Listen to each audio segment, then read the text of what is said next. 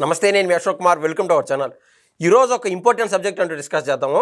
ముఖ్యంగా వైసీపీకి damage control చేసుకోవడానికి ఈ వీడియో ఖచ్చితంగా ఉపయోగపడుతుందని నేనైతే భావిస్తున్నాను. మరి ముఖ్యంగా వైసీపీ వాళ్ళు చూడాలని నేనైతే కోరుతున్నా. విషయంలోకి వస్తే ఇప్పుడు వైసీపీకి 11 మంది ఎమ్మెల్యేలు ఉన్నారు. అసలు 151 నుంచి 11కు పడిపోవడానికి ముఖ్య కారణం ఎవరంటే, ఏ వైసీపీ అని టచ్ చేసినా కూడా 10 మందిలో 7 మంది చెప్తారు. మాజీ సకల శాఖ మంత్రి అయినటువంటి సజ్జల రామకృష్ణారెడ్డి, ఆయన పూర్వం ఏం చేసేవాడు, సాక్షిలో పనిచేస్తా ఉన్నాడు.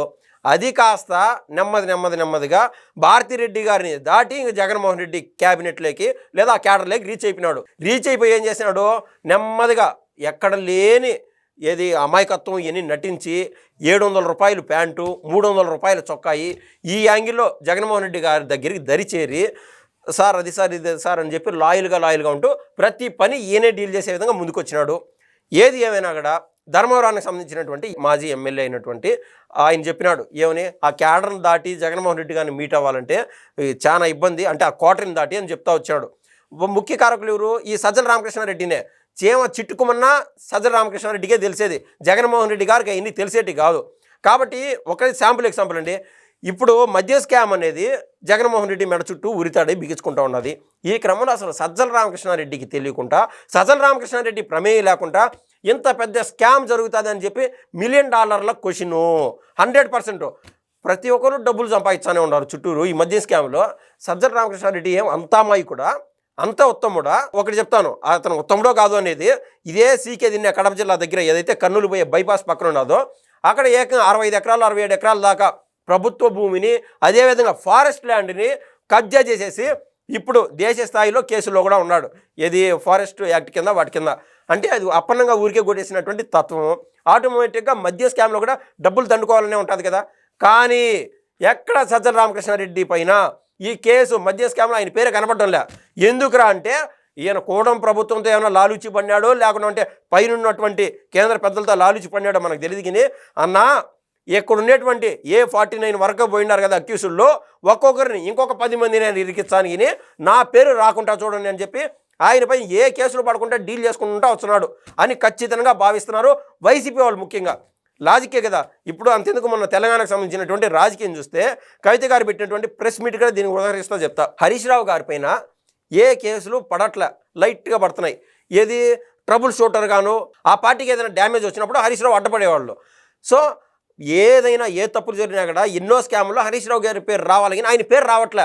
తండ్రి కొడుకుల పైన పాపం ఆ కేటీఆర్ గారి పైన, కేసీఆర్ పైన కేసులు పడతా ఉన్నాయి.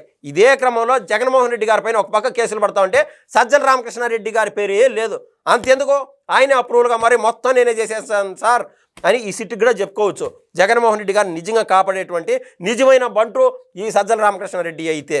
సో అది చెయ్యకపోగా జగన్మోహన్ రెడ్డి గారి పార్టీని మరింత నిర్వీర్యం చేయడానికి ఆయన కంకణం కట్టుకున్నాడు. గతంలో ఒకటి చెప్తానండి, మాజీ మంత్రులు కావచ్చు, మాజీ ఎంపీలు కావచ్చు, మాజీ ఎమ్మెల్యేలు కావచ్చు, వీళ్ళు ఎవరు కూడా బయటకు వచ్చి మాట్లాడేటువంటి దాఖలా లేవు. ఈ కూటమి ప్రభుత్వం ఏదైనా చిన్నపాటి తప్పు ఒప్పులో చేసినప్పుడు, సార్ ఈ పాలసీ బాగలేదు, లేకుండా అంటే దీంట్లో ఇంతమంది లబ్ధిదారులు మాయమైపోయినారు, ఇలా ఏదైనా పాలసీల ప్రకారం మాట్లాడితే బాగుంటుంది. ఆ విధంగా కూడా మాట్లాడేదానికి ఏ ఎమ్మెల్యేను, ఏ ఎంపీను, మాజీలు కూడా ముందుకు రావట్లా. ఇప్పుడు అన్నీ తానై బయటకు వచ్చి ఏదో ఉతరిచ్చేద్దామని చెప్పి సజ్జల రామకృష్ణారెడ్డి బయటకు వచ్చి మాట్లాడుతున్నాడు. అసలు ఆయన పెట్టేటువంటి ప్రెస్ మీట్లు చూస్తూ ఉంటే వైసీపీ సోషల్ మీడియా కార్యకర్తలకు చిర్రెత్తుకొని వస్తుంది. మెత్తగా చేతొచ్చి చేతరాని మాటలు ఆయన మాట్లాడేటువంటి తీరు. ఇప్పుడు ఆల్రెడీ జగన్మోహన్ రెడ్డి గారు ఏం చెప్పినారు అసెంబ్లీలో, మీ దగ్గర నుంచి 4-5 మందిలో మీకొచ్చే మీకు ఆ ప్రతిపక్ష హోదా యాడిది అని చెప్పినాడు. ఇప్పుడు టీడీపీ సోషల్ మీడియా వాళ్ళు, లేకుంటే మెయిన్ స్ట్రీమ్ మీడియా వాళ్ళు ఇదే కదా వ్యవహరిస్తా చెప్తారో, ఆటోమేటిక్గా ప్రతిపక్ష హోదా రాదు 17 మంది 16 మంది కంటే ఆ మాదిరి తక్కువ ఉంటే అని. కాబట్టి 11 మంది ఉండే అతనికి ప్రతిపక్ష హోదా అనేది ఎట్లేస్తారు, విపక్ష హోదా ఇస్తున్నాము, మీరు సార్ జగన్ గారు మీరు అసెంబ్లీకి రాండి, ఏదైనా ప్రభుత్వంలో జరిగేటువంటి లోటుపాట్లు చెప్పండి అని చెప్పి ఈ యొక్క కూటమి ప్రభుత్వంలో ఉన్నటువంటి నేతలు చెప్తానే ఉన్నారు. కాబట్టి దాని మీద మాట్లాడాలి. ఈయన కావాలనే జగన్మోహన్ రెడ్డి గారిని మళ్ళీ ఇరికిచ్చేదానికి ఈ ప్రయత్నం చేస్తూ వస్తున్నాడు. ఇది గాక ఇప్పుడు ఆల్రెడీ సజ్జల రామకృష్ణారెడ్డికి సంబంధించినటువంటి ఈ పిల్ల సజ్జల ఎవరైతే భార్గవ్ ఉన్నాడో, ఆ భార్గవ్ దగ్గర స్వయాన షర్మిల గారి బాడీ షేవింగ్ చేసినారు. అది తప్పు, ఈ మాదిరి బాగాలేదు, ఆ చీర కట్టుకొచ్చింది, ఈ చీర కట్టుకొచ్చిందని. అదిగాక రంకులు అంటగట్టారు. అదే జగన్మోహన్ రెడ్డి ఇంటి కేంద్రంగా ఈ సజ్జల రామకృష్ణారెడ్డి డైరెక్షన్ లేకుండా ఈ విధంగా సోషల్ మీడియాలో పోస్టులు ఎట్ట వస్తాయి? అంతెందుకు సోషల్ మీడియా మొత్తం హెడ్ ఈ సజ్జల భార్గవరెడ్డి ఎవరైతే ఉన్నారో సజ్జల వారసుడు ఆయనే కదా. మందలించొద్దా కొడుకుని, ఈ మాత్రం సోషల్ మీడియాలో పోస్టులు ఏందిరా, అవతల తెలుగుదేశం వాళ్ళని ఆ సోషల్ మీడియాలను చూసి నేర్చుకో, ఈ బూతులు ఏంది, ఏ కథ ఏంది, ఏదైనా పాలసీలు మాట్లాడండిరా అని చెప్పి కొడుకుని సక్రమైన దారిలో పెట్టినంటే వైసీపీకి ఈ పరిస్థితి వచ్చేదే కాదు. ఎంతమంది ఉన్నారండి వైసీపీలో మేధావులు, చదువుకున్న వాళ్ళు ఎంతమంది ఉన్నారో, వాళ్ళు ఎంత బాధపడతారో. అంటే వాడి కథ ఏంది, వీడి కథ ఏంది, ఓన్ నరుకుతాం, వీళ్ళకి వెళ్తాం, వీళ్ళకి ఇస్తామని. ఎవరైనా సరే సోషల్ మీడియాలో కానీ ఇన్ఫ్లుయెన్సర్లైనా వైసీపీలో వీళ్ళ నడవడికి ఈ మాదిరి ఉంటే సో నెమ్మదిగా ఆ క్యాడరు నిర్వీర్యం అయిపోతూనే వస్తుంది. ముఖ్యంగా సజ్జల భార్గవరెడ్డి ఈకి సంబంధించినటువంటి ఈ సోషల్ మీడియా ప్రస్తుతం ఆ చెర నుంచి తప్పించుకున్నది. అదిగాక ఇప్పుడు ఇదే సజ్జల రామకృష్ణారెడ్డి విషయానికి వస్తే మహారాష్ట్రలో ఒక టీచరు మందు తాగి స్కూల్కి పోయినాడు. జరిగినటువంటి విషయం అటు తాగిన వీడియోలో చూస్తే ఆయన ఏదో పడిపోయినట్టున్నాడు. దాన్ని తీసుకొచ్చి ఏం చేశారు తెలుసా? ఈరోజు అంటే మహారాష్ట్ర అండి, ఇది తప్పితే రేపు అస్సాంలో వీడియోలు కూడా ఎత్తకొచ్చి ఇది ఏపీదిగా నిరూపిస్తారు. సో ఇక్కడ ఆంధ్రప్రదేశ్లో ఇక్కడ టీచర్లు మందు తాగి స్కూల్కి పోయినారు, ఆడ పడిపోయినారని చెప్పి ఈ సజ్జల రామకృష్ణారెడ్డి డైరెక్షన్లో వైసీపీ యొక్క సోషల్ మీడియా మెయిన్ స్ట్రీమ్లో సాక్షిలో అయితే వదలగొట్టేశారు ఈ వీడియో. ఇప్పుడు అది కాస్త నారా లోకేష్ గారు ట్వీట్ పెట్టి, వర్రే బాబు నువ్వు చూసుకోరా నాయన, అది మహారాష్ట్రలో ఉండే ఉపాధ్యాయుడు రా నాయన అని చెప్పినాడు. దాన్ని బట్టి మనం అర్థం చేసుకోవచ్చు. ఈవెన్ ఉపాధ్యాయుల దినోత్సవాన్ని కూడా ఈ మాదిరి రాజకీయానికి వాడి, అంత పవిత్రమైన అంటే గురువుల్ని ప్రేమించే వాళ్ళకి ఖచ్చితంగా ఆ యొక్క ఇంపార్టెన్స్ తెలుస్తుంది. వీళ్ళకి అర్థమయ్యే పరిస్థితి కాదు. దాన్ని కూడా రాజకీయానికి వాడినారంటే ఇంకంతెందుకో ఫైనల్గా ఒక ఉదాహరణ చెప్తా. గతంలో ఒక 7-8 నెలలు అయింది, తెలంగాణ ఆంధ్ర బార్డర్లో టీ తాగి ఒకడు పేపర్ చదివినాడు. ఈ ఆమెను అడిగిపోయి తెలంగాణలో చదివినాడు. బార్డర్ ఈడ వార్త ఆడ వార్త పూర్తి డిఫరెన్స్. ఒక్క విషయమే ఏంటంటే 80 ఏళ్ళ వృద్ధుడంట, నెక్స్ట్ నెల పెన్షన్ వచ్చాదో రాదో అని చచ్చిపోయినాడంట. ఇది ఆంధ్రప్రదేశ్లో సాక్షిలో వచ్చినటువంటి వార్త.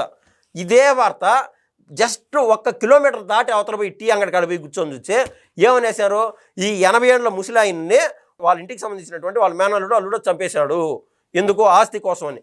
ఏడొక వార్త ఆడొక వార్త. ఎందుకంటే తెలంగాణలో వీళ్ళు అనుకునేది ఆంధ్రాలో ఉండేవాళ్ళు మూర్ఖులు, చేతగాని వాళ్ళు, తెలివి తక్కువ అని చెప్పి ఇలా ఫీలింగు. కాబట్టి ఏమో ఈ మాదిరి రాస్తున్నారు. ఆడిపోతే తెలంగాణ వాళ్ళు నవ్వుకుంటారు కదా, హోర్ దాని అమ్మ నాయాలది ఏది 80 ఏళ్ళ ముసలైనా పెన్షన్ రాలేదని చచ్చిపోయినాడని ఆ వార్తలు చూస్తే నవ్వుతారని ఆడ ఫ్యాక్ట్ రాశాడు. కానీ ఇక్కడ బక్రీకరిస్తూ రాశారు. కాబట్టి ఇలా కాకుండా స్ట్రైట్గా ఉండేది ఉన్నట్టు పాలసీల ప్రకారం మాట్లాడి, అలా మాట్లాడే తత్వం గతంలో కూడా సజ్జల రామకృష్ణారెడ్డి గారికి లేదు, ఇంకా వస్తుందని కూడా నేను అనుకోవట్లేదు. ఆయన ఇప్పుడు మళ్ళీ పార్టీకి జనరల్ సెక్రటరీ. ఈ మొత్తం ఆయన పక్కన తీసేస్తే, ఈ సజ్జల రామకృష్ణారెడ్డిని కన్నా ఆ పార్టీ నుంచి పెరికేస్తే వైసీపీ పార్టీ నూతన ఉత్తేజంతో ముందుకెళ్తుంది, పరుగులు తీస్తుందని చెప్పి వైసీపీ కార్యకర్తలు గుసగుసలాడడం కాదు, నిర్మోహమాటం లేకుండా సోషల్ మీడియాలో కూడా కడిగి పారేస్తున్నటువంటి పరిస్థితి. ఇదండి ఇవాళ వీడియో. మరో విషయంతో మరోసారి మీ ముందుకు వస్తాను. ధన్యవాదాలు.